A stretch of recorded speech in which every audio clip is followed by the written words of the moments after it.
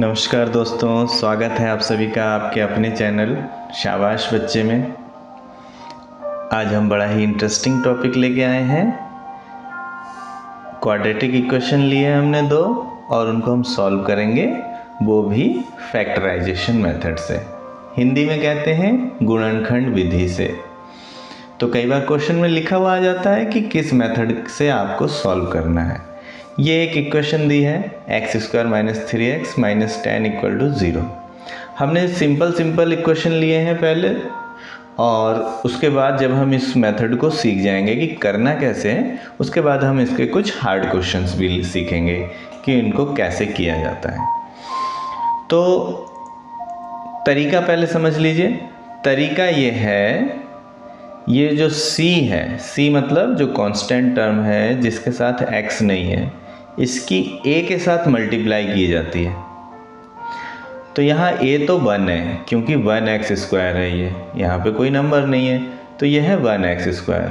तो c और 1 की मल्टीप्लाई से आया 10 और 1 की मल्टीप्लाई से आया 10।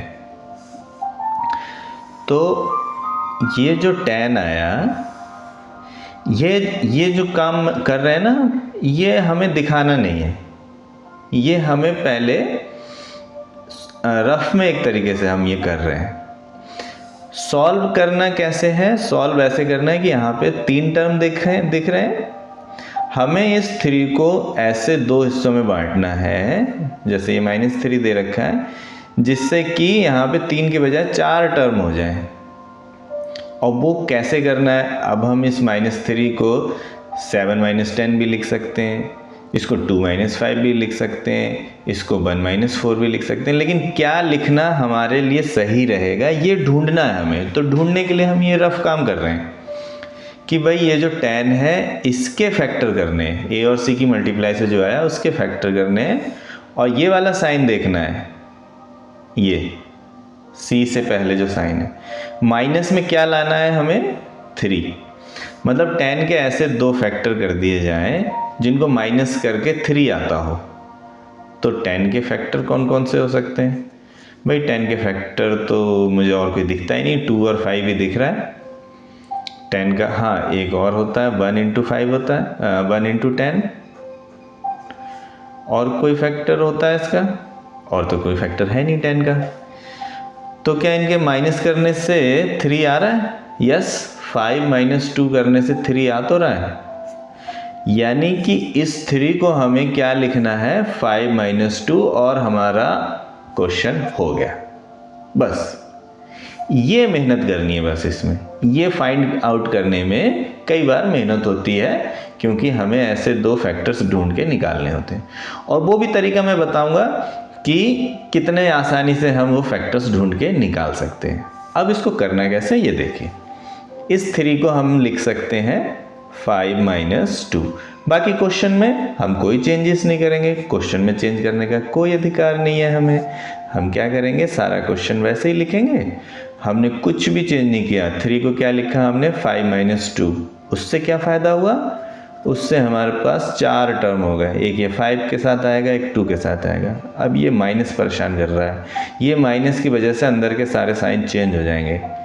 तो माइनस का 5x आ जाएगा, और माइनस से प्लस का 2x आ जाएगा।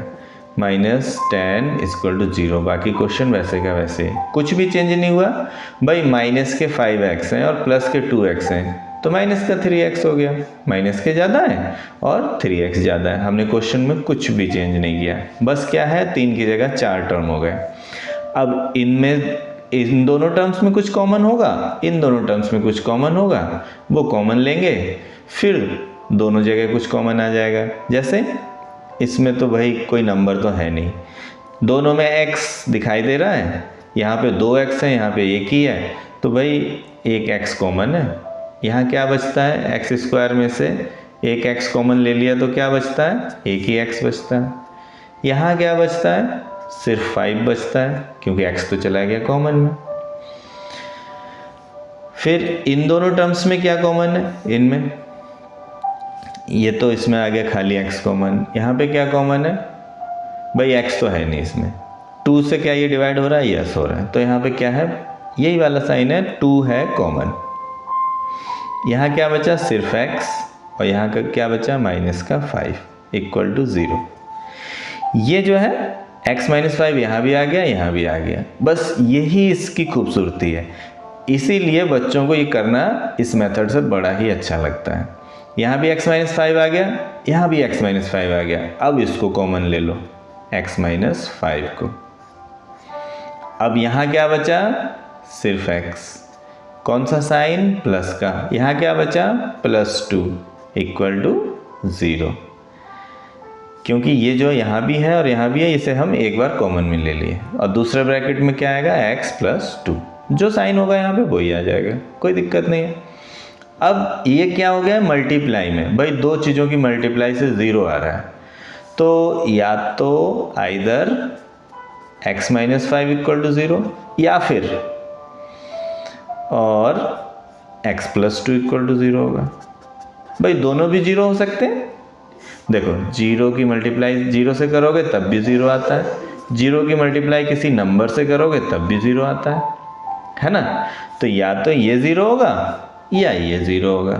इसी को क्या लिखते हैं हम, either x minus 5 equal to 0 और x + 2 इक्वल टू 0। इसी से दो आंसर आए हमारे।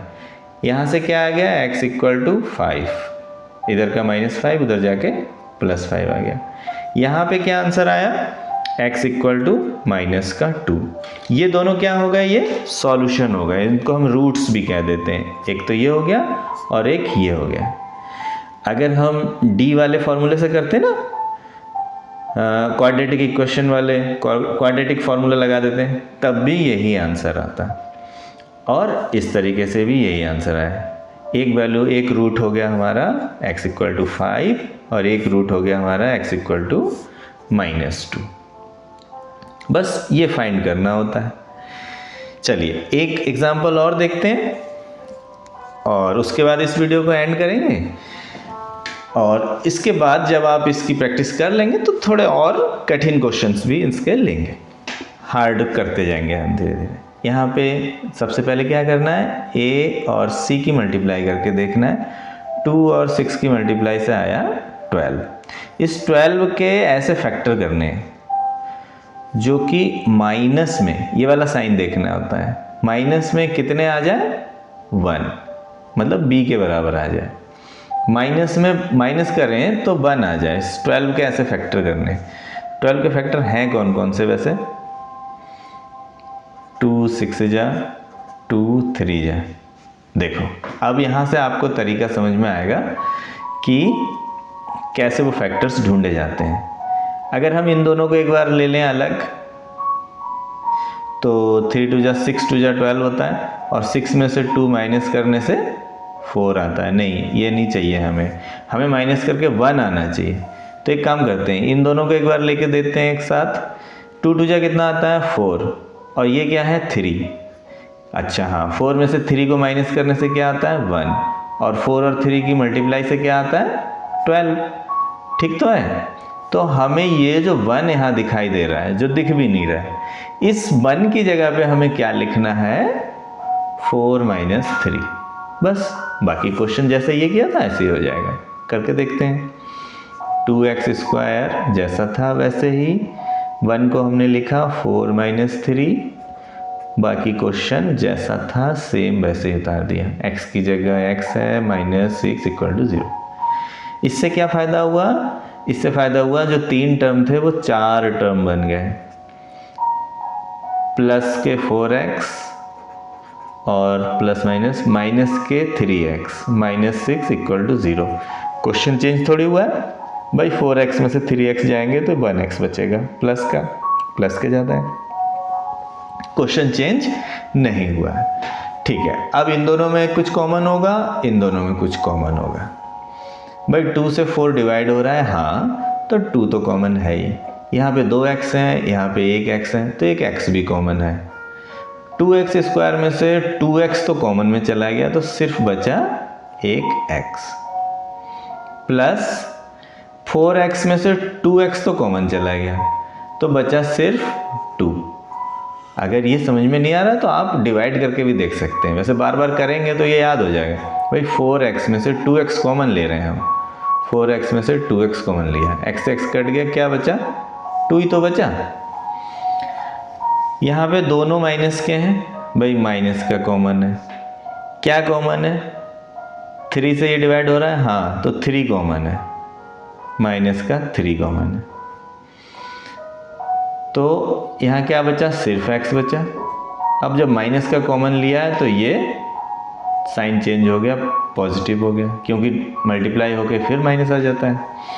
तो 6 में से 3 कॉमन लेंगे तो 6/3 करके देखो क्या बचता है, 2, यानी कि आ गया 2 = 0। अब देखो यहाँ भी x + 2 है, यहाँ भी x + 2 है, तो x + 2 हमने क्या किया, कॉमन ले लिया।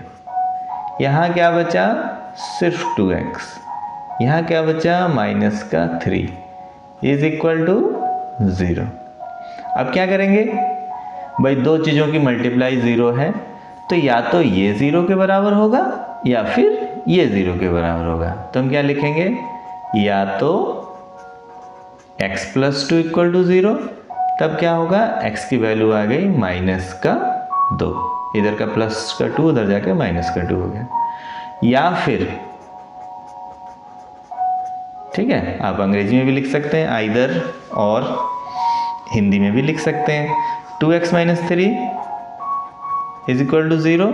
इससे क्या आ गया, x = उधर जाके ये -3 पॉजिटिव हो गया और ये 2 डिवाइड में चला गया।